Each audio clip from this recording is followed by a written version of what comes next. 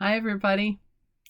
Those of you who are regular watchers, yes, this is the same shirt from yesterday. I came out in the pantry office and it was chilly, and I thought, oh, I don't want to have to go all the way back into the bedroom to get another shirt. This one was here from yesterday, so I just put it on. I want to share with you today a reading from our friends over at Unity, Daily Word from Unity. I agree with them. I don't think they take it far enough. But anyway, let's just jump into this.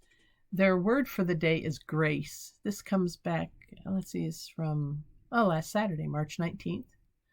And the subtitle is God's Grace Shines Upon Me. And I think they don't take it far enough. That's where I'll get into that in a minute. They say this: just as the sun extends its warm rays onto the world without discrimination, God's grace shines freely upon me and illuminates my life.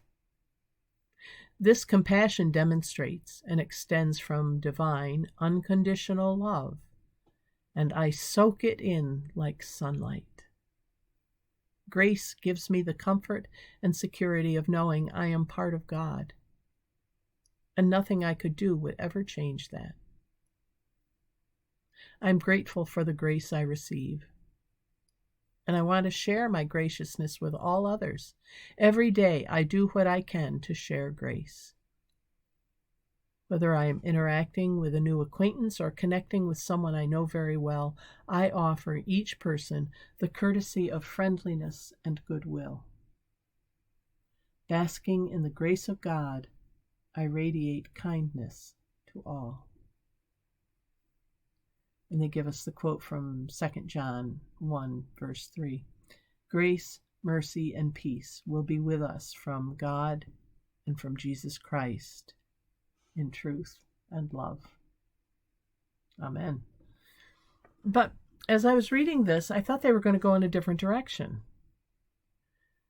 Because just as the sun extends its warm rays onto the world without discrimination, God's grace shines freely upon me and illuminates my life and everyone's. And sometimes I think that we get a little, full of ourselves or something. If we grab onto God's grace and we're saying, oh, I know I'm loved. True. But do we also know that everyone else is too? I'm struggling.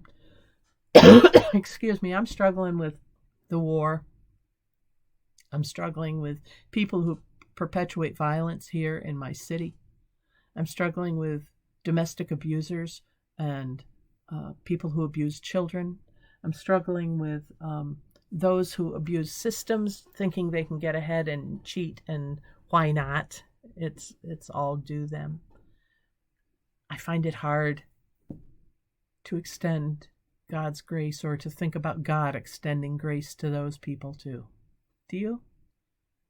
Do you find it hard to forgive Putin? I do. I have to keep reminding myself many times a day, he's a child of God. He lives under God's grace as much as I do. I read the other day that he wears his baptismal cross underneath his shirt. It's always on him. I don't know what that means to him. I don't know what his faith means to him. I hope that when people see how I live my life, they can see what my faith means to me. But maybe his interpretation of Jesus and God and all of that is what he is demonstrating with his life. Not what I think of, but might be his interpretation. And if that's the case, then he's living under God's grace. Who am I to judge him? I can judge his actions for sure. Worldly actions judged by worldly laws. But I can't judge him any more than I can judge the abuser or the violent person. Oh, it would be so much easier if I could, wouldn't it? Wouldn't it make life easier if you could just feel vindicated in judging people however you wanted? But we can't. For as we judge others, that's how we will be judged too. Let she who is without sin cast the first stone. I'm still holding my stones. I'm telling you, I'm not throwing them at anybody.